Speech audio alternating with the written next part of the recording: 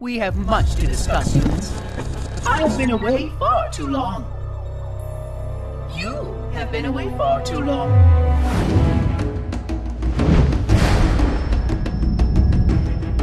What we wanted to do with the Terminals and Anniversary is evolve them a little bit. But we also wanted to add some fiction, because that was the only thing that we weren't really touching. They've been done a couple times in a couple different ways so far. Animated text in Halo 3, audio file with slideshow presentations as they were done in ODST. We wanted to make sure that we could do them in a unique way, and so we worked with the Sequence group to do more than just a motion comic. Really, it's more like an animated short. Warning!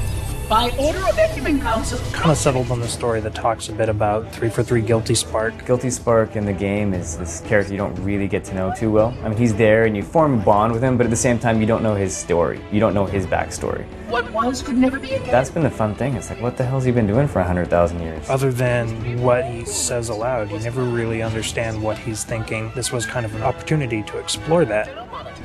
We just did the voiceover with Guilty Spark with Tim Dodabo. At one point in the session, he just said that he thought these scripts were really cool because he was able to learn some things about Guilty Spark, about him, that he had never known before in all of his time with all the games before. And that to me was a pretty good sign that we're putting together some interesting new stories, that we're adding some cool new dimensions to the universe. It also runs parallel to the original event, so it doesn't change them in any way, but it will help you to have greater context and a greater understanding, and hopefully a greater appreciation of why you're in this place and what you're doing. We try to make them fit very naturally within the existing spaces rather than create new out-of-the-way spaces for Terminals to exist. Even if you're not familiar with Halo, and perhaps especially if you're not familiar with Halo, this will give you some insight into the history of our universe and some of the characters that are involved in it.